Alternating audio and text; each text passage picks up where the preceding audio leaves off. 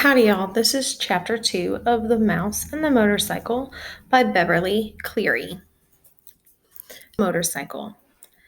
Except for one terrifying moment when the boy had poked his finger through the mouse hole, a hungry young mouse named Ralph eagerly watched everything that went on in room 215. At first, he was disappointed at the size of the boy who was to occupy the room. A little child, preferably 2 or even 3 children, would have been better. Little messy children were always considerate about leaving crumbs on the carpet. Oh well, at least these people did not have a dog. If there was one thing Ralph disliked, it was a Snoopy dog. Next, Ralph felt hopeful.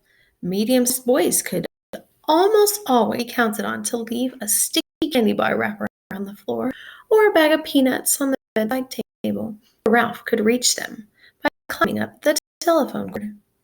With a boy this size, the food, though not apt to be plentiful, was almost sure to be of quality. The third emotion felt by Ralph was joy when the boy laid the apple core by the telephone.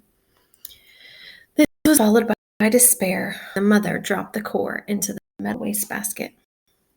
Ralph knew that anything at the bottom of a metal wastebasket was lost to a mouse forever. A mouse lives not by crumbs alone, and Ralph experienced still another emotion. This time, food was not the cause of it.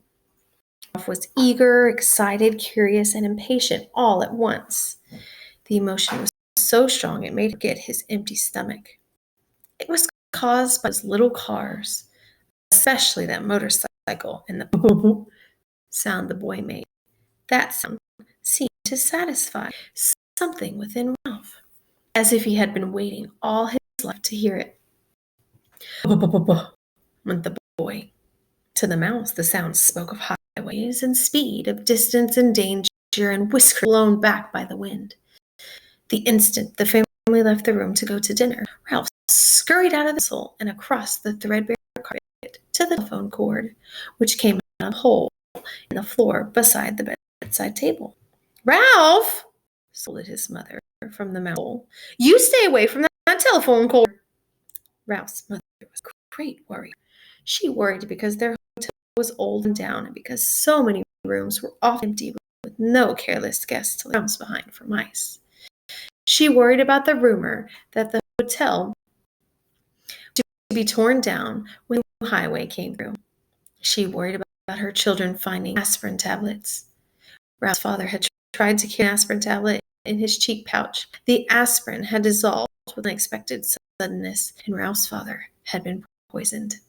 Since then, no member of the family would think of touching an aspirin tablet. This did not prevent Ralph's mother from worrying.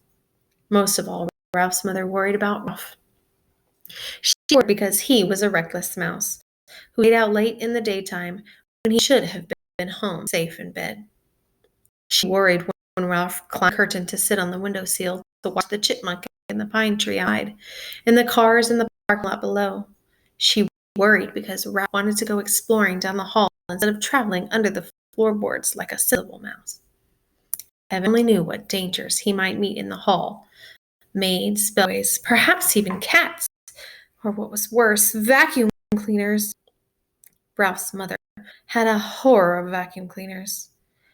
Ralph, who was used to his mother's worries, got a good running start and was already halfway up the telephone cord.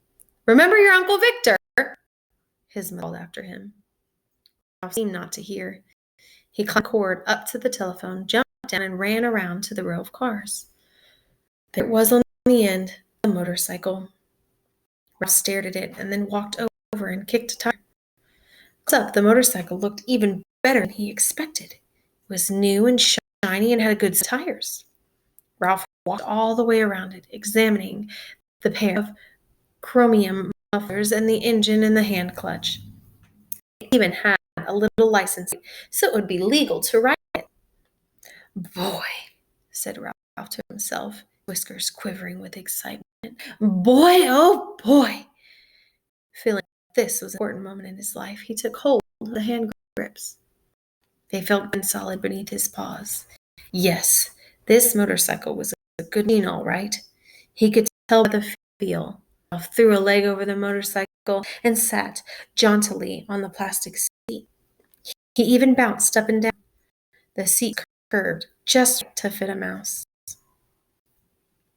How to start the motorcycle? Ralph did not know. And even if he did know how to start it, he could not do much riding up here at the bedside table. He considered pushing the motorcycle off onto the floor, but he did not want to risk damaging such a valuable machine.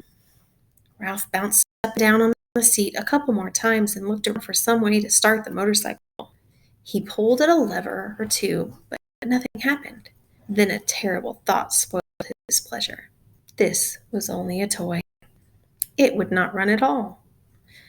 Ralph, who had watched many children in room 215, picked up a lot of information about toys.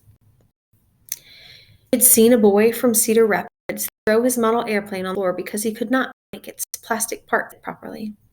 A little girl had burst into tears and run sobbing to her mother when her doll's arm had come out of a socket.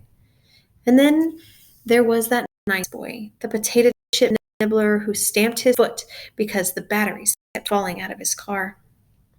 But this toy could not be all those other toys he had seen. It looked too perfect with its wire spokes and its wheels and its pair of shiny chromium exhaust pipes. It would not be right if it did not run. It would not be fair. A motorcycle that looked as real as this one had to run. The secret of making it run must be pretty simple if only Ralph had someone to show him what it was. Ralph was not satisfied just sitting on a motorcycle. Ralph craved action. After all, it was a motorcycle for if it wasn't action. Who needed motorcycle riding lessons? Not Ralph. He tried pushing himself along with the seat. This was not nearly fast enough, but it was better than nothing. He moved his feet fast along the tabletop and then lifted them up while he coasted. Feeling braver, he bent low over the handlebars and worked his feet still faster toward the edge of the bedside table. When he worked up a little speed, he would coast around the corner. He scrabbled his feet on the tabletop to gain momentum. In a split second, he would steer to the left. At that moment, the bell of the telephone rang, half a ring, so close that it seemed to pierce the middle of Ralph's bones. It rang, just that half ring, as if the girl at the switchboard realized she had rung the wrong room and had jerked out the cord before the ring was finished. That half a ring was enough. It shattered Ralph's nerves and terrified him so that he forgot all about steering. It jumbled his thoughts and he forgot to drag his heels for brakes. He was so terrified, he let go of the hand grips. The bottom of the motorcycle carried him forward over the edge of the table. Down, down through space tumbled Ralph the motorcycle. He tried to straighten out, to turn the fall into a leap, but the motorcycle got in his way. He grabbed in vain air with both paws. There was nothing clutch, nothing to save him, only the air. For a fleeting instant, he thought of his Uncle Victor. That was the instant the motorcycle landed with a crash in the metal wastebasket. Ralph fell in a heap beside the motorcycle and lay still.